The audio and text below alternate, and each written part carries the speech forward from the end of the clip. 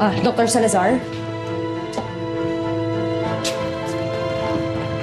May oras ka ba for a few questions? Pwede mo dito? It's okay. Sige. Ano gusto mo malaman?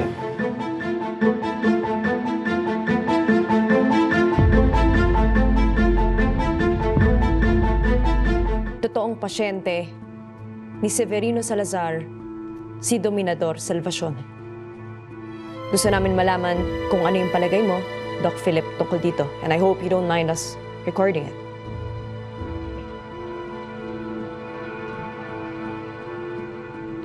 Yes. Totoo yun. Si Dominador Salvacion ay naging pasyente ni Dr. Severino Salazar. And yes, it's true. Namatay si Dominador sa operating table. So you're not denying it? No. Bakit ko naman i-deny? Yun ang totoo, di ba? Pero ang hindi totoo, yung binibintang sa kanya na siya ang pumatay.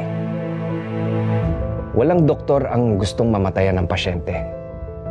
Hindi namin kayang iligtas ang lahat. But my father, he did everything to save him. But he died of kidney failure.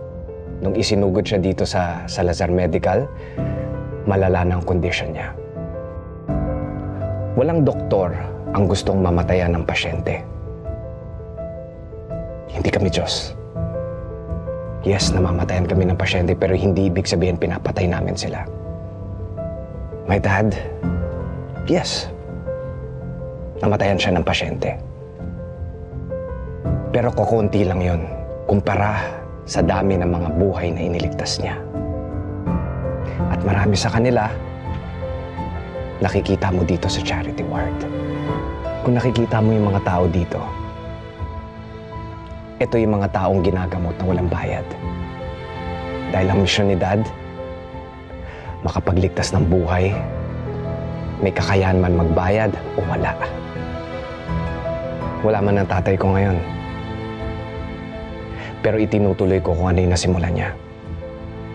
At ito ang pinaglalaban ko.